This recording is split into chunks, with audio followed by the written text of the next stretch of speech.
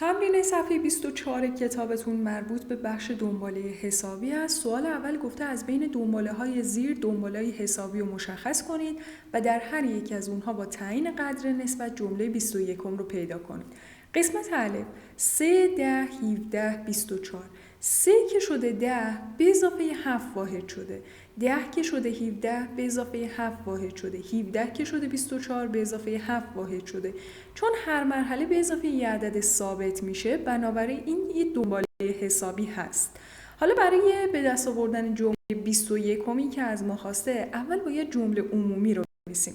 برای نوشتن جمله عمومی طبق فرمول آن مساوی است با آ1 به اضافه n منهای 1 در دی چیا رو لازم داریم؟ جمله اول آ1 رو میخوایم، مقدار دی یعنی قدر نسبت رو میخوایم. خب توی این دنباله الان جمله اول یعنی آ1 عدد 3 است، مقدار قدر نسبت که هر مرحله کم زیاد میشه میگیم قدر نسبت که عدد مثبت 7 است. حالا گذاری کنیم میشه آن مساوی است با به جای آ1 مقدارش 3 رو میذاریم به اضافه n منهای 1 در مقدار دی هم که 7. همین جمله عمومی برای به دست آوردن جمله 21 کافیه، ولی میتونید ساده ترم بشه. یعنی این عدد 7 شما اگر ضرب در پرانتز کنید میتونید ظاهرش رو مرتب کنید و ساده تر بشه، ولی خب ما از همین استفاده میکنیم. به جای انها عدد 21 قرار میدیم که جمله 21 به دست بیاد. بنابراین به جای آن مینویسیم آی 21 جمله 21 مساوی است با 3 به اضافه به جای n عدد 21 میذاریم منهای 1 در 7. خب میشه 3 به اضافه 21 یه واحد ازش کم بشه میشه 20 ضرب در 7. اول اولویت با ضرب 2 7 14 میشه 140. 140 به اضافه 3 هم میشه 143. یعنی شما این دنباله رو اگر جمله ها رو ادامه بدید جمله 21 میشه 143. قسمت ب 1 2 4 8. خب 1 که شده 2 یه واحد بهش اضافه شده، پس مینویسیم که این مرحله به اضافه 1 واحد شده. 2 که شده 4 2 واحد بهش اضافه شده. 4 که شده 8 4 واحد بهش اضافه شده. شرط این که این دنباله حسابی باشه اینه که هر مرحله به eضافه یه عدد ثابت بشه، نه به اضافه عددهای متفاوت بشه. بنابراین این دنباله حسابی نیست. قسمت پ رادیکال 3 2 تا رادیکال 3 3 تا رادیکال 3 4 تا رادیکال 3.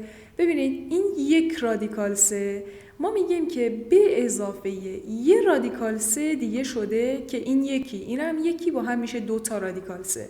مرحله بعدی بازم به اضافه یه رادیکال 3 دیگه شده این 2 تا شده 3 تا رادیکال 3. پس نتیجه میگیریم که هر مرحله داره به اضافه یه رادیکال 3 میشه. چون داره به اضافه یه عدد ثابت رادیکال 3 میشه، بنابراین دنباله حسابی هست. حالا برای نوشتن جمله عمومی ما جمله اول رو میخوایم که میبینیم رادیکال 3 هست و مقدار قدر نسبت هم باز گفتیم رادیکال 3 هست. حالا برای نوشتن جمله عمومی از فرمول استفاده میکنیم، مقدار آ و دی رو جایگذاری میکنیم. یعنی میشه آن مساوی است با آ1 که رادیکال 3 هست به اضافه n منهای 1 در مقدار دی هم که باز رادیکال 3 هست. پس جمله 21 آی 21 مساوی است با رادیکال 3 به اضافه به جای n 21 میذاریم منهای 1 در رادیکال 3 که میشه رادیکال 3 به اضافه 20 منهای 1 واحد هم بشه میشه 20 تا ضرب در رادیکال 3 هم میشه 20 تا رادیکال 3. خب ببینید این یک رادیکال 3 این هم 20 تا با هم دیگه میشه 21 رادیکال 3. قسمت ت 10 7 4 1. 10 که شده 7 منهای 3 واحد شده. 7 که شده 4 3 واحد ازش کم شده. 4 که شده 1 3 واحد ازش کم شده. چون میبینیم هر مرحله منهای یه عدد ثابت میشه، پس یه دنباله حسابی هست. برای نوشتن جمله عمومی آ1 که 10 مقدار دی هم که منفی 3 هست. بنابراین جمله عمومی میشه آن مساوی است با آیکمون 10 به اضافه n منهای 1 در مقدار دی هم که منفی 3. ببینید چون مقدار دی عدد منفی بود داخل پرانتز میذاریم که با منهای 3 اشتباه گرفته نشه. حالا توی مثال قبل مثل اینجا مثل این هفته چون مثبت بود دیگه ما دورش پرانتز نذاشتیم چون اشتباه نمیشه، میدونیم که بین اینها علامت ولی اینجا چون منفی داره بهتره داخل پرانتز گذاشته بشه. حالا جمله 21 آیه 21 مساوی است با 10 به اضافه 21 منهای 1 در منفی 3. خب میشه 10 به اضافه 20 ضرب در منفی 3. اولویت با این ضربه که 20 ضرب در 3 میشه منفی 60. یه 10 مثبت هم داریم که با هم دیگه میشه منفی 50. قسمت 3 2 پنجم، 3 پنجم، 4 پنجم داره چه اتفاقی میفته؟ یه واحد به صورت اضافه میشه. پس در واقع این جمله 2 پنجم به اضافه 1 پنجم دیگه میشه که میگیم مخرجا مشترک نوشته میشه. صورت هم اینجا 2 واحد اینم 1 واحد میشه 3. پس شده 3 پنجم. جمله بعدی که به دست بیاد بازم به اضافه 1 پنجم شده. مخرج مشترک 5 نوشته شده. 3 به اضافه 1 صورت هم میشه 4. اینم باز به اضافه 1 پنجم بشه. خب 5 مخرج که ثابت به صورت مشترک نوشته میشه. 4 به اضافه 1 واحد هم میشه 5 که 5 پنجم رو به جاش همون 1 نوشته. پس اینم میبینیم چون هر مرحله داره به اضافه یه عدد ثابت میشه بنابراین دنباله حسابی هست. حالا نوشتن جمله عمومی A1 جمله اول که 2 پنجم هست و مقدار دی هم که 1 پنجم مثبته. بنابراین جمله عمومی میشه AN مساوی است با A1مون 2 پنجمه به اضافه n منهای 1 در دی هم که 1 پنجم هست. حالا جمله 21 A21 مساوی است با 2 پنجم به اضافه 21 منهای 1 در 1 پنجم. خب میشه 2 پنجم به اضافه 20 ضرب در 1 پنجم. ببینید این اولویت با این ضربه. اگر به 20 یه مخرج 1 بدیم ضرب کنیم 2 پنجم اولو من بنویسم به اضافه حالا این یک رو ضرب کنیم صورت ها در هم مخرج ها در هم 20 ضرب در 1 که میشه همون 20 1 5 تا هم که میشه 5 تا. حالا اینجا جمع مخرج هم که مشترک هست پس میشه 2 به اضافه 20 میشه 22 پنجم. دنباله بعدی 2 2 2. ببینید ما میتونیم بگیم که عدد 2 به اضافه 0 شده 2 به اضافه 0 شده همون 2 باقی مونده دوباره بازم به اضافه 0 شده چون داره به اضافه یک عدد ثابت میشه پس میتونیم بگیم یه دنباله حسابیه. حالا جمله اولش که عدد 2 هست مقدار دی هم که 0. بنابراین جمله عمومی میشه A1 یعنی 2 به اضافه n منهای 1 در دی هم که مقدارش 0. ببینید این 0 در کل این پرانتز ضرب میشه و کل این قسمت حاصلش میشه 0. بنابراین جمله عمومی ما میشه عدد 2. یه دنباله ثابت همه جمله هاش عدد 2 هن. بنابراین جمله 21 رو که میخوای بنویسی فقط میشه 2. اینی وجود نداره که اینجا بخوای جایگذاری کنی فقط می‌نویسیم جمله 21 برابر با عدد 2 هست. سوال دوم در یک دنباله حسابی جمله سوم و هفتم به ترتیب 20 و 56. دنباله رو مشخص کنید یعنی با به دست آوردن جمله اول و قدر نسبت جمله دنباله رو بنویسید. ببینید خلاصه این مسئله رو من اینجا می‌نویسم. گفته جمله سوم بنابراین یعنی A3 مساوی است با 20 و جمله هفتم پس A7 مساوی با 56. خب بیایم از همینا استفاده کنیم و جمله اول و مقدار قدر نسبت رو پیدا کنیم.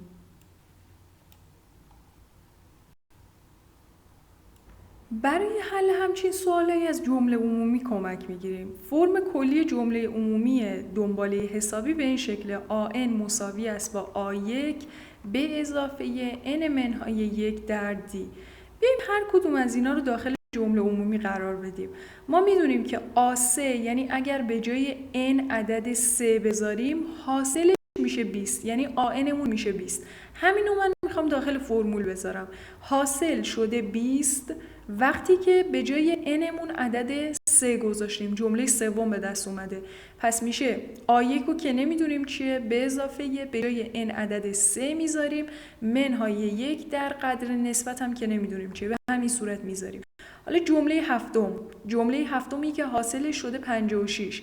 پس حاصل جمله‌ای که به جای n 7 گذاشتیم شده 56 مساوی است با آ1 نمیدونیم چیه، به اضافه به جای n 7 میذاریم، منهای 1 در دی. همین ساده ترش کنیم، یعنی میشه 20 مساوی است با آ1 دی در این پرانتز اگر ضرب بشه 3 منهای 1 میشه 2 ضرب در دی هم میشه به اضافه 2 دی و پایینی هم میشه 56 مساوی است با آ1 به اضافه 7 منهای 1 میشه 6 ضرب در دی هم بشه میشه 6 دی.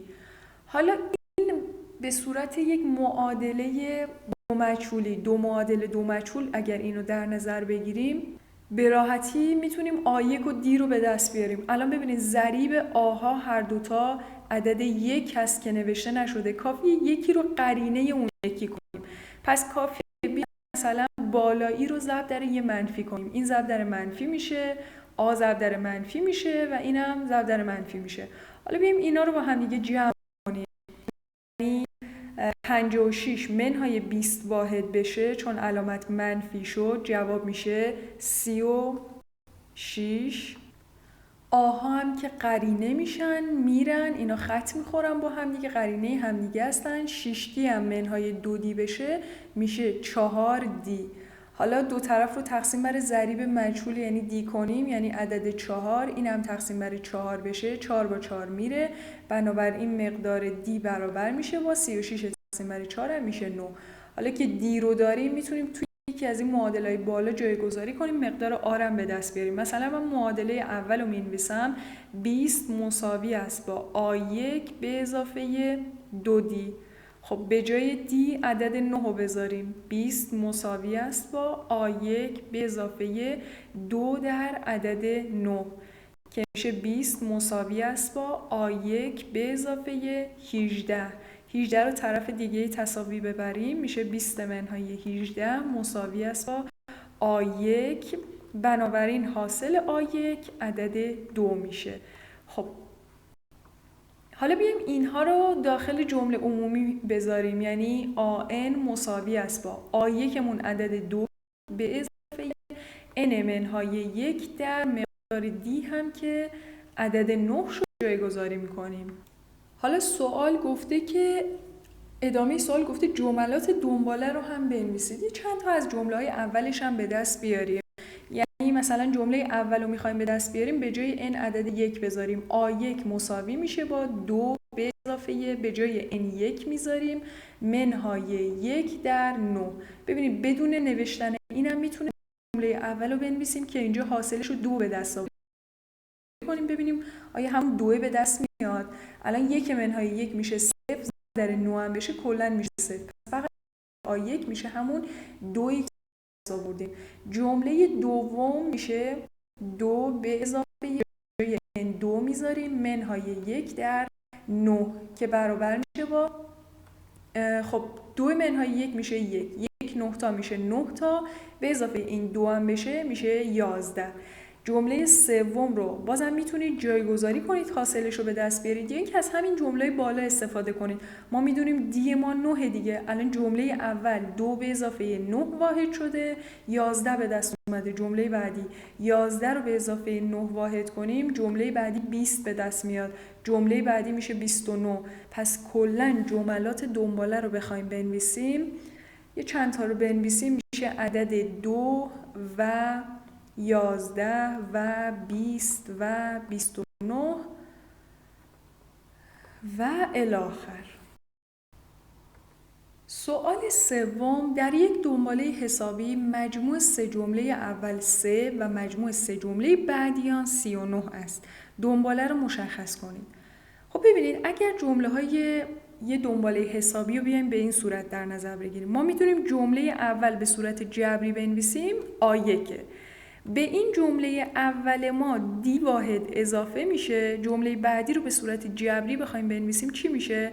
میشه آ1 به اضافه یه دی. جمله بعدی که بخواد به دست بیاد بازم یه دی به اندازه قدر نسبت به جمله قبلی اضافه میشه دیگه. این یه دی دیگه هم بهش اضافه میشه، پس میشه آ1 به اضافه 2 دی.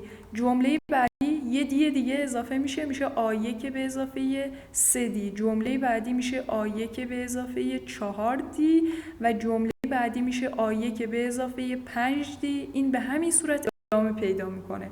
حالا من 6 تا رو نوشتم چرا که این 6 تای اول رو نیاز دارم. گفته 3 تای اول که با هم دیگه جمع بشن، ببینید این 3 تا گفته با هم دیگه جمع بشن، حاصل اینا شده 3. 3 تای بعدش هم یعنی این 3 تا جمله هم از جمله 4 تا 6 اینا هم با هم دیگه جمع شدن شده 39. من همینا رو میام ساده ترش میکنم، اینا رو با هم جمع میزنم ببینم چی به دست میاد. خب ببینید 3 تای اول یعنی آ1 به اضافه بعدیش که آ1 به اضافه دی بود، بعدی که آ1 به اضافه 2 دی بود، اینا رو که با هم جمع زدیم گفته حاصلش میشه عدد 3. خب اگر یه خورده اینو ساده ترش کنیم، الان ببینید آ و اینم آ، این 3 تا با هم دیگه جمع بشن میشه حاصلش میشه 3 دیگه یه دی اینجا داریم، 2 تا دی هم اینجا با هم دیگه میشه 3 دی. پس به اضافه 3 دی حاصل این میشه 3.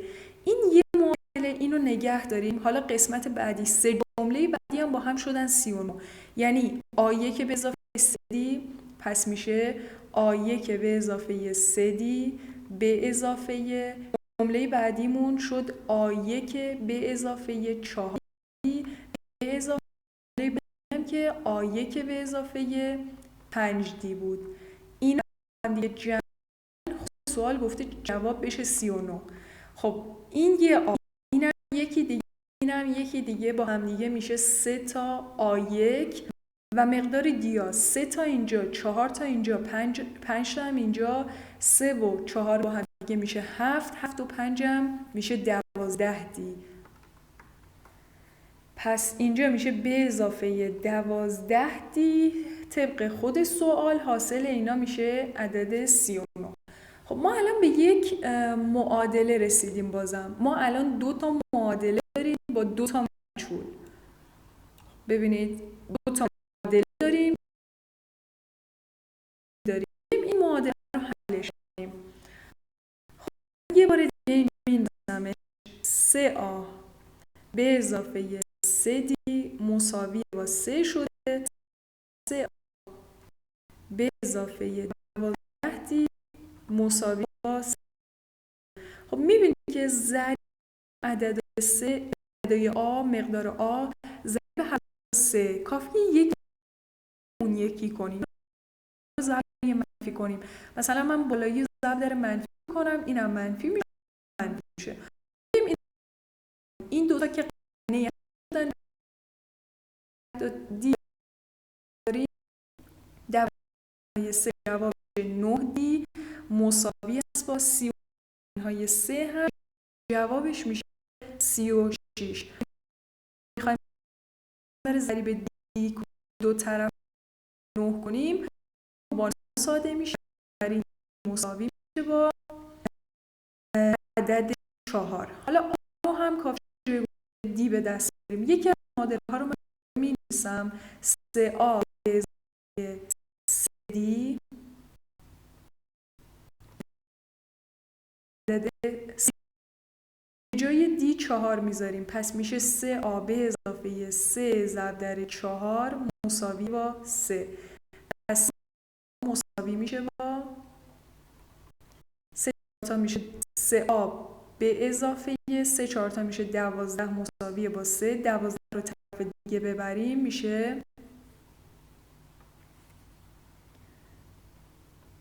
3a مساوی است با 3 منهای 12. بنابراین 3a مساوی میشه با منفی 9 و a برابر میشه با منفی 9 تقسیم بر 3 که جواب میشه 1/3.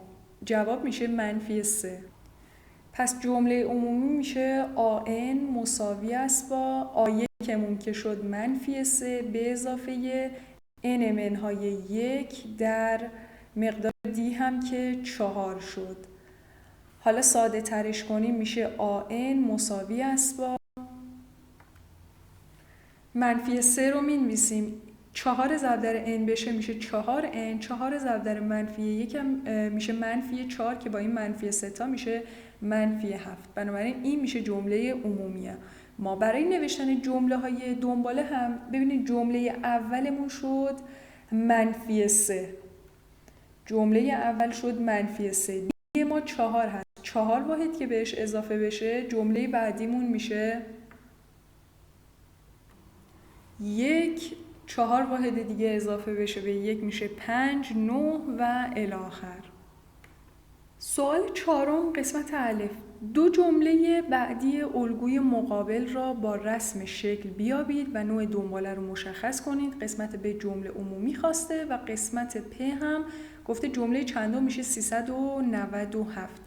خب برای رسم شکل ببینید اول یه نقطه است، بعد این اومده تبدیل به یه 5 ضلعی کرده. شکل بعدی اون 5 ضلعی کوچیکه رو داریم، اومده این ضلع بالا رو ادامه داده، این ضلع هم ادامه داده و یه 5 ضلعی جدید ساخته. پس ما الان بخوایم شکل بعدی رو به دست بیاریم همین رو باید رسم کنیم. این قسمت رو ادامه بدیم، یه نقطه اینجا اضافه میشه، اینم ادامه بدیم، یه نقطه اضافه میشه. حالا همین رو تبدیلش کنیم به یه 5 ضلعی که این یه ضلعه، اینم یه ضلعه، این میشه ضلع سوم، این میشه ضلع چهارم و اینم میشه ضلع پنجم. این میشه الان چهارمین شکلش. بخوایم همین رو ادامه بدیم شما جدا رسم کنید و شکل بعدیش هم باز همین کارو میکنیم. اینو ادامه میدیم، یه نقطه جدید میذاریم، این طرف رو ادامه میدیم، یه نقطه جدید، این الان میشه یه ضلعش، این یه ضلع، اینو ادامه بدیم، این میشه یه ضلع دیگه، اینم همینطور و اینم میشه ضلع پنجم. اگر تعداد نقاط رو بشمریم یا اینکه از روی شکل‌های اول به دست بیاریم باید به یک نتیجه برسیم. خب الان اولین جمله ما یه نقطه داره، شکل بعدیمون شده 5 تا، شکل بعدی شده 9 تا. ببینید یک که شده 5 به اضافه 4 واحد شده، 5 شده 9 به اضافه 4 واحد شده. پس الان شکل بعدی شما نقطه هم این سبزه رو شما نقطه ها رو بشماری 4 تا به 9 اضافه میشه میشه 13 تا. جمله بعدی 4 تا اضافه میشه میشه 17 تا. جمله بعدی 17 و 4 میشه 21 و الی آخر. خب گفتم این رو مشخص اولین جمله آیه که ما عدد 1 مقدار دی هم عدد مثبت 4. بنابراین جمله عمومی آن مساوی میشه با جمله اول به اضافه n منهای 1 در 4.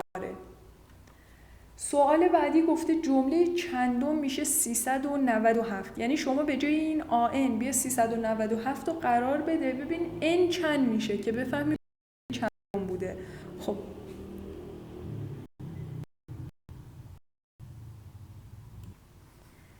بنابراین میشه 397 مساوی است با 1 به اضافه n منهای 1 در 4. خب این عبارت رو ساده تر کنیم، 4 رو ضرب در پرانتز کنیم یعنی میشه 397 مساوی است با 1 به اضافه 4n منهای 4. خب 1 و منهای 4 با هم دیگه میشه منفی 3. منفی 3 رو طرف دیگه تساوی ببریم میشه 397 منهای که منها میشه مثبت 3 مساوی با 4n. بنابراین میشه 400 مساوی است با 4n. طرفین رو تقسیم بر 4 کنیم n میشه 400 تقسیم بر 4 و برابر با 100 میشه، یعنی 100 شکل یا جمله ها رو ادامه بدیم، جمله صدم هست که میشه 397. سوال پنجم، قسمت الف واسطه حسابی بین 5 و 11 چه عددیه؟ واسطه حسابی یعنی یه دونه عدد این وسط پیدا کنیم، چون نگفته چند تا از یکی میخواد. میتونیم از فرمول پیش بریم، یعنی بگیم دی مساوی است با جمله آخر یعنی 11 منهای جمله اول تقسیم بر تعدادمون یکیه، پس میشه 1 به اضافه 1. خب 11 منهای 5 میشه 6 تقسیم بر 2 هم بشه جواب میشه 3. بنابراین میشه 5 به اضافه 3 واحد بشه میشه 8 به اضافه 3 هم 11 به دست میاد. بنابراین واسطه حسابی بین 5 و 11 عدد 8 میشه. یه راه دیگه هم هست. ما یه نکته‌ای که یاد گرفتیم اینه که اگر 3 تا جمله داشته باشیم A و B و C، جمله وسط میشه جمع این دوتا تقسیم بر 2. جمله وسط میشه جمع این دوتا تقسیم بر 2. یعنی من الان میخواستم بفهمم این عدد وسطی چیه، میشد B دیگه. پس میشه B مساوی است با 11 به اضافه 5 تقسیم بر 2. یه جوری انگار میانگین بگیریم. خب 11 به اضافه 5 میشه 16 تقسیم بر 2 هم بشه همون 8 به دست میاد. قسمت به واسطه حسابی بین 20 و 30 چه عددیه؟ خب بازم میگیم که این 20 باشه، یه واسطه میخوایم و بعد هم عدد 30. میتونیم از فرمول پیش بریم. دی مساوی است با جمله آخرمون منهای جمله اولی تقسیم بر یه دونه واسطه خواسته، پس میشه 1 به اضافه 1. خب میشه تقسیم بر 2 و جواب میشه 5. بنابراین 20 به اضافه 5 واحد میکنیم، به اضافه 5 میشه 5 و بعد هم 25 به اضافه 5 شده، جمله آخر یعنی 30 به دست اومده. قسمت پ گفته از دو قسمت قبل چه نتیجه‌ای میگیرید؟ ببینید ما اولی رو گفتیم دیگه، میتونستیم یه راه دیگه این بود که جمله اول و آخر رو با هم جمع کنیم تقسیم بر 2 واسطه وسطش به دست می اومد. این جمله رو شما ببینید اگر ما 20 به اضافه 30 می‌کردیم تقسیم بر 2، یعنی در واقع این عددها رو با هم جمع می‌کردیم میانگین می‌گرفتیم، جوابش میشه چند؟ 20 به اضافه 30 میشه 50 تقسیم بر 2 بشه میشه همون 25. بنابراین واسطه حسابی بین دو تا عدد میشه همون میانگین دو تا عدد.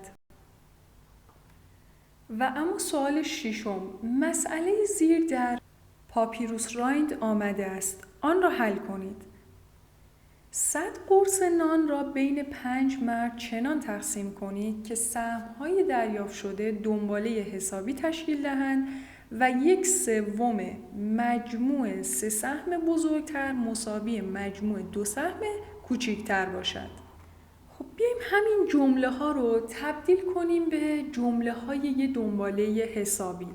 این که گفته 100 تا قرص نان بین 5 نفر تقسیم میشه که دنباله حسابی تشکیل میده، پس ما 5 جمله اول یه دنباله حسابی رو بیایم به صورت جبری بنویسیم. ما میدونیم که جمله اول به صورت آ1 نمایش داده میشه، جمله بعدی دی واحد بهش اضافه میشه، پس جمله بعدی میشه آ1 به اضافه دی، جمله بعدی میشه آ1 به اضافه یه دی اضافه میشه 2 دی، جمله بعدی آ1 به اضافه 3 دی. خب چند 5 جمله، این یک جمله، 2 جمله، 3 تا، 4 تا، جمله بعدی هم پنجمی میشه آ1 به اضافه 4 دی. میگه که هر کدوم از اینایی که یه جمله دنباله حسابی هست و سهم هر کدوم از اون افراده، اینا رو با هم دیگه جمع کنیم. جمع سهم این 5 نفر با هم دیگه چقدر میشه؟ چند تا قرص نان میشه؟ برابر با 100 تا قرص نانه. حالا گفته که 1/3 مجموع 3 تا سهم بزرگتر. پس ما بیایم 3 تا سهم بزرگتر، یعنی این جمله و این 3 تای بزرگتر 1/3 یعنی تقسیم بر 3 کنیم. جمع این 3 تا، پس بیایم اینا رو بنویسیم که آ1 به اضافه 3 دی به اضافه سهم نفر بعدی که میشه، البته اولیش 2 دیه، پس من این رو تغییر بدم آی به دو آی به اضافه 2D به اضافه آی به اضافه 3D و به اضافه آیه که به اضافه 4D. ببینید این الان 3 تا جمله بزرگتره، یعنی در واقع همون مجموع 3 سهم بزرگتره، ولی گفته 1/3. این 1/3 یعنی تقسیم بر 3 بشه، یعنی که ضرب در 1/3 که همین معنی رو میده. مساویه با چیه؟ مجموع 2 تا سهم کوچیکتر. پس بگیم مساویه با 2 تا سهم کوچیکتر هم آ1 و آ1 به اضافه دیه. پس میشه آ1 به اضافه آ1 به اضافه. خب ما الان 2 تا معادله داریم، این یه معادله، اینم یه معادله. فقط بیایم اینا رو ساده تر کنیم تا جایی که میشه اونایی که شبیه همن جمع بشن. مثلا این معادله اولیه الان آ1 آ1 آ1 آ1 آ1، ما 5 تا آ1 داریم. پس بخوایم ساده ترش کنیم، من اینو روبروش بنویسم، 5 تا آ1 به اضافه 1. این یه دی، اینم 2 تا میشه 3 تا، اینم 3 تای دیگه میشه 6 به اضافه این 4 تا میشه 10 دی مساوی با 100. ساده کنیم آ1 آ1 آ1، توی صورت این کسر ما الان 3 تا آ1 داریم به اضافه 1. 2 تا دی با 3 تا دی میشه 5 تا به اضافه این 4 تا بشه میشه 9 تا دی تقسیم بر 3 مساوی است با طرف دیگه هم آ1 و آ1 با هم دیگه میشه 2 تا آ1 به اضافه دی. ببینید ما این مخرج 3 هم عبارت اوله هم مال جمله دومه. الان ما این ساده ترش کنیم، یعنی این 3 رو با این 3 ساده کنیم، با 9 هم که ساده بشه میشه 3 دی. ببینید اگر این عدد 3 ساده نمی شدن میتونستیم به اینجا مخرج 1 بدیم، طرف این وسطه این کنیم که از حالت کسری در بیاد، یعنی 3 رو میتونستیم ضرب در 2 به اضافه دی کنیم. این کارم میشد انجام بدیم. حالا چون هم 3 هم 9 تقسیم بر 3 شد، همینجا ساده کنیم دیگه. یعنی الان شد آیه به اضافه 3 دی، مخرج 3 هم که از بین رفت مساوی است با 2 تا آیه که به اضافه دی. باز خود کنیم همه عبارت ها رو ببریم یه طرف تساوی، یعنی این 2 رو ببریم طرف دیگه، دی رو هم ببریم طرف دیگه، میشه آیه منهای 2 تا آیه به اضافه یه 3 دی همین طرف داشتیم، دی هم بره اونور میشه منهای دی مساوی با 0. این هم با ساده ترش کنیم آ1 منهای 2 تا آ1 میشه منفی آ1 منفی 1 آ1 به اضافه 3 دی منهای 1 دی هم میشه 2 دی مساوی با 0. الان میشه معادله دیگه ما. پس معادله دیگه ساده شدهش شد منفی آ1 به اضافه 2 دی مساوی با 0. خب حالا معادله بیایم یه کاری کنیم که ضریبای آ یا ضریبای دی شبیه به همدیگه بشن و قرینه همدیگه. الان شما آها رو نگاه کنید، قرینه هستن، این منفی این مثبت، فقط اینجا یه ضرب در 5 نیاز داره. پس بیایم معادله پایینی رو ضرب در 5ش کنیم، یعنی بشه منفی 5 تا آ1، اینم ضرب در 5 بشه میشه یه دفعه 10 تا دی، صفرم که ضرب در 5 بشه تأثیری نداره. پس این معادله رو من میارم می‌نویسم. حالا که ضریب‌های آ1 شبیه به هم دیگه شدن، بنابراین این 2 تا قرینه همدیگه‌ن، با هم میرن 10 دی و 10 دی با هم دیگه مثبتن، هر دو میشن 20 دی مساوی است با به اضافه 0 هم که میشه همون 100. حالا اینکه دی رو به دست بیاریم تقسیم بر 20 کنیم میشه 100 تقسیم بر 20 و مساوی با 5 میشه. حالا یکی از معادله ها رو به دلخواه انتخاب کنیم و مقدار دی رو جایگذاری کنیم. مثلا همین معادله رو من در نظر میگیرم که ساده تره، یعنی میشه منفی آ مساوی است با خب منفی آ به اضافه 2 ضرب در مقدار دی هم که 5 مساوی با 0. 2 5 5 میشه 10، میتونیم 10 رو ببریم طرف دیگه تساوی، یا اینکه آ چون منفی آ رو ببریم طرف دیگه، یعنی 10 مساوی میشه با آ طرف دیگه که بره میشه مثبت آ. بنابراین مقدار آ هم 10 هستش. حالا میخوایم ببینیم سهم هر کدوم از افراد چقدره. ببینید جمله اول شده 10، مقدار دی هم 5، یعنی به اضافه 5 میشه سهم نفر بعدی 15، سهم نفر بعدی میشه 20، سهم نفر بعدی میشه 25 و سهم نفر آخر هم میشه 30. ببینید الان سهم 5 نفر رو ما پیدا کردیم که به چه صورتی. شما اینها رو با هم جمع بزنید، جمع همه اینها میشه همون 100 قرص نانی که اول گفته بود و شرایطی هم که براش گذاشته بود برقراره.